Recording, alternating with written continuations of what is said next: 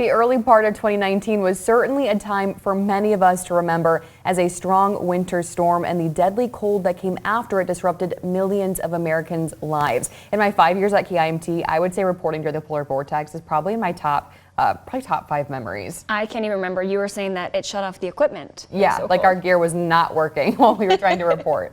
Well, Storm Team 3 meteorologist Sara Knox has a look back on what the polar vortex brought to our area during that January stretch. In late January of 2019, a dangerously cold Arctic air mass settled across the upper Mississippi River Valley in the wake of a massive winter storm that brought several inches of snow just one day prior. January 29th through the 31st brought record-breaking cold to our area, a time many of us remember well as it has been documented as one of the longest stretches of sub-zero temperatures on record here at home. High temperatures across the area ranged from 3 degrees to minus 19 during this time. Lows dipped well below that, with one of the coldest temperatures recorded in Preston, Minnesota on January 31st. That night, the National Weather Service clocked a low of 44 degrees below zero.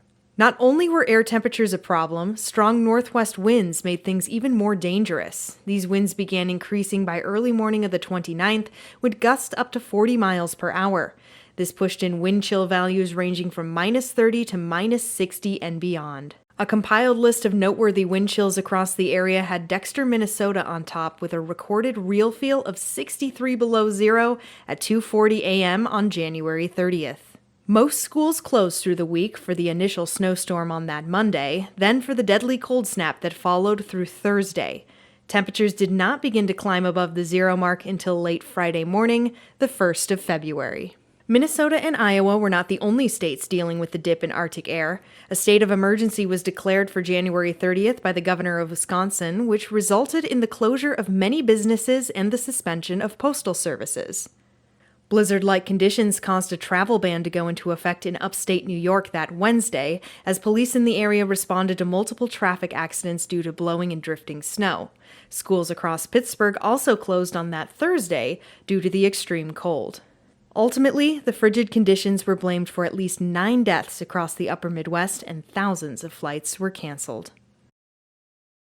For the latest information on weather updates, check in on the KIMT Weather mobile app or visit our website, kimt.com.